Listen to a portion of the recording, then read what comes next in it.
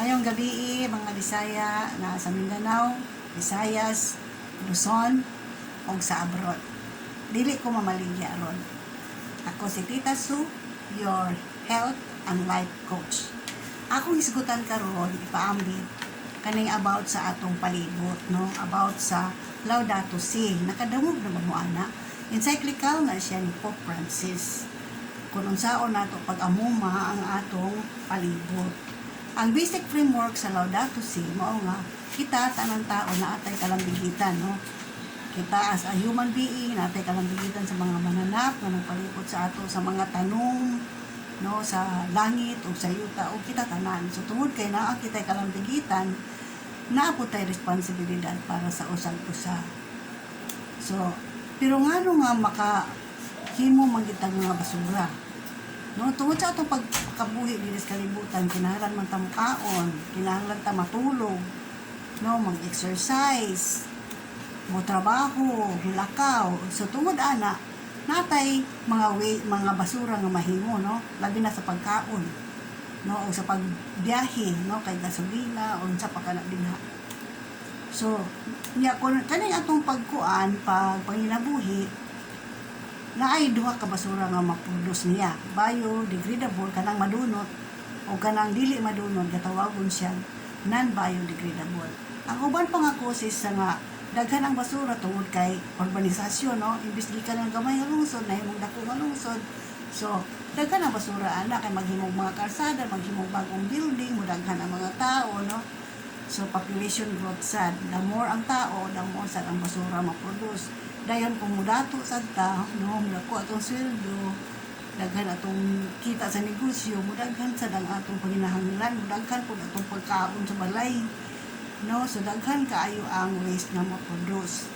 Mo na siya nga daghan kaayo, labi na gyud ang biodegradable kanang pagkaon nga pwede madunot, mga papel, mga dahon, mga tanong. Kanang non-biodegradable, mga plastics, no, nylon, styrofoam, di ba daghan? No, so atong isgutan, saan man na sila kanang mga basura nato. Sa una, tulura ang R, basic R. Na nakainom doon pa mo sa basic R, kanang leksyon nato sa elementary or high school, man siguro na siya.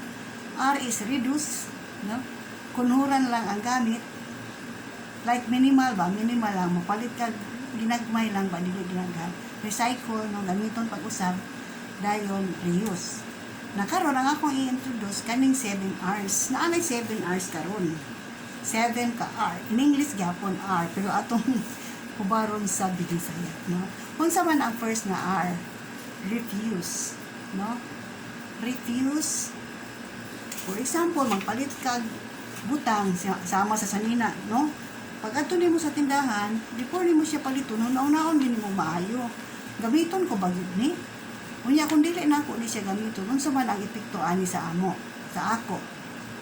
No, nya kung ako ni paliton, asa na ako ni siya ibutang. Aron makauna-una tanya ang maayo ana tagaan mo siya mga bisan 5 ka minutos or pwede sad nga imo ra siyang balikan aron pagbalik nimo basin dili nakaganahan mo palit, no. Mo na siya ang refuse, no. Balibara na nimo ang pagpalit og anang additional nga butang. Ang ikaduha, reduce, no. I-reduce, so gamayan nimo ang pagpalit sa imbis nga mukaon kag daghan, ginagmay na lang, no. Gamayon nimo ang imong konsumo. Dili sad nga magamayan ang imong pagpalit pirmi kung mupalit ka sa kanang mga lig-on, mga maayong kalidad. Sama for example, kung magpalit kang sapatos, no, na ay pilian nga 300 nga sapatos or 800 nga sapatos, nga makita nimo ang 300 nga sapatos, murag usa ra man gyud ka bulan. So unsa may imong pili yun? Kato na lang medyo mahal-mahal kay aron dugay. So at least ma-reduce ang imong pagbalik-balik o pagpalit, no. So mga electrical stock supply, no, kung pwede ka nang medyo maayo ang pagkahimo para dili ka magsigig palit, no. Ang ikatulo, reuse. Unsa man ang reuse?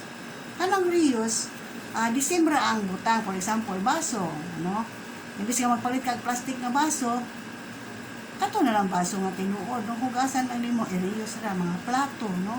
So dili necessary nga magpalita ng mga disposable plates, mga fork and spoon, no, nga ilabay lang mga baso, mga one time nimo nga buhaton na ng paper o water bottle nga ilabay lang. Mas maayo na agi tayo nga water bottle nga madala nato sa lasa. Kanasang sa coffee pwede man magdala ta og sudlanan aron dili ta natatagaan og paper cups, diba? Reuse na siya. And then ang ikaapat, repair, no? Kung saan na repair, maayo kita Pilipino ani repair.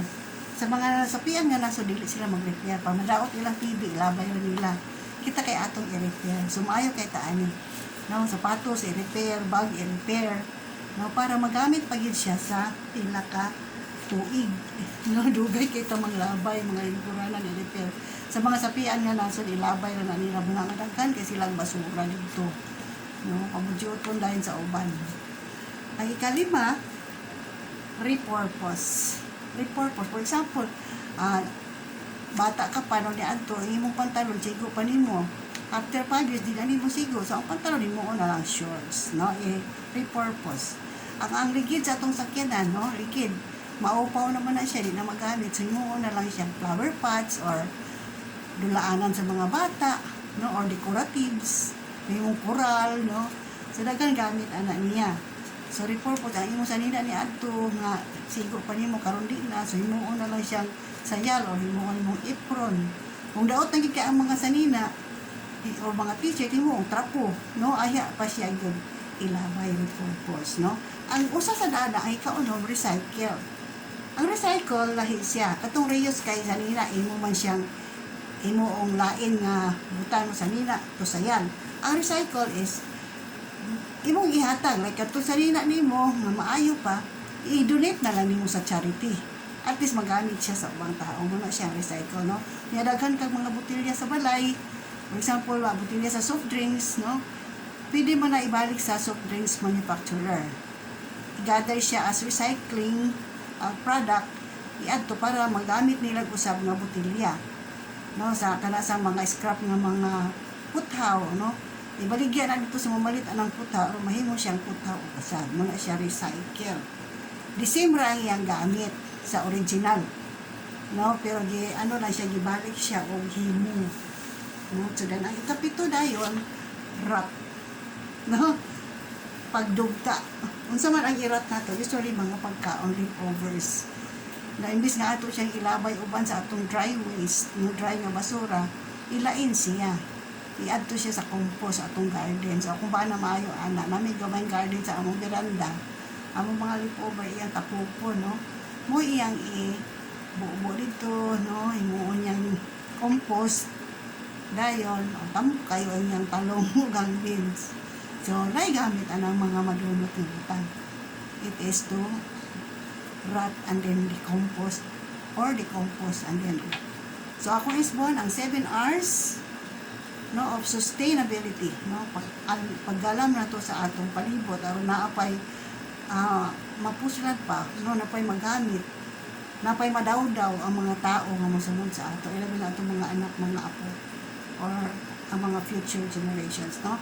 Refuse, no, reduce, reuse, repair, repurpose, recycle, o rot. The 7R's. Good night.